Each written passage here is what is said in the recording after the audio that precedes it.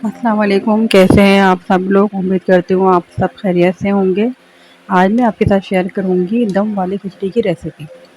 जिसके लिए मैंने एक बड़े साइज़ का प्याज लिया है और उसको मैं फ्राई करूँगी। ये खिचड़ी जो होती है बहुत ही ज़ोर हज़म होती है और गर्मियों के लिए एक तोहफ़ा है। ये दिल्ली वालों में बहुत मशहूर है। इसको 6 मंथ से लेकर हर एज के लोग खा सकते हैं और ये बहुत मज़े की बनती है और बहुत सादे सिंपल तरीके से बनती है। ये देखिए, प्याज को मैंने फ्राई कर लिया है।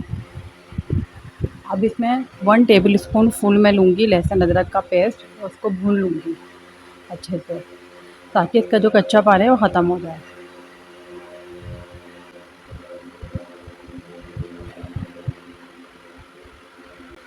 इसमें जो मसाले ऐड करूँगी उसमें है दालचीनी के 2 टुकड़े, तेज़ पत्ते, 10 से 12 काली मिर्च, 4 से 5 लौंगे और हाफ़ टेबल स्पून पिसी हुई लाल मिर्च और 1 टेबल स्पून तकरीबन नमक लिया है। नमक आप अपने टेस्ट के हिसाब से कम और ज़्यादा कर सकते हैं।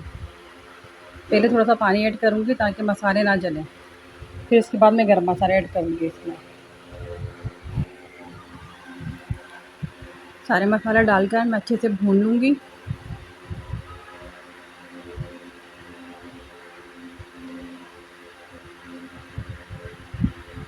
अब इसमें मैंने 2 कप ली है मूँग की दाल, उसको आधे घंटे के लिए धो के भिगो दिया था। देखिए इस शेप में आ गई है। 2 कप मैंने मूँग की दाल ली है और वो मैं ऐड करूँगी इसमें।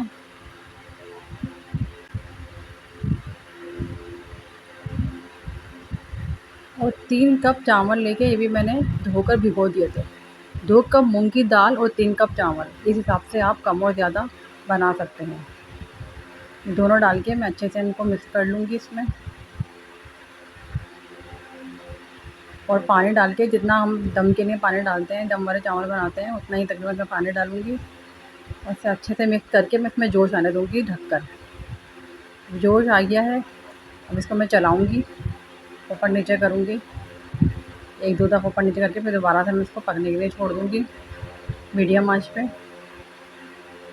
इसका पानी हमें ड्राई करना है इसी तरह करके। अब ये देखें तकरीबन पानी ड्राई हो गया है, इस शेप में आ गया है।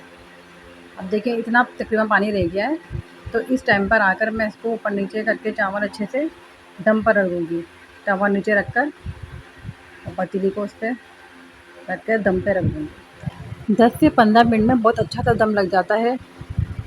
अब हमारे चावल में दम लग गया है, अब हम चेक करते हैं। ये देखें कितना अच्छा दम लग गया और पानी भी ड्राई हो गया और चावल भी गल गए और शक्ल भी देखें कितनी प्यारी आई है। आप इसको स्कूल में बच्चों को लंच में बना के भी दे सकते हैं। आप इसे लहसुन की चटनी और आम के अचार के साथ खा सकते हैं और दही वाली चटनी भी बना सकते हैं। लहसुन की चटनी में दही मिलाकर आप वो भी इस्तेमाल कर सकते हैं, बहुत मज़े का लगता है।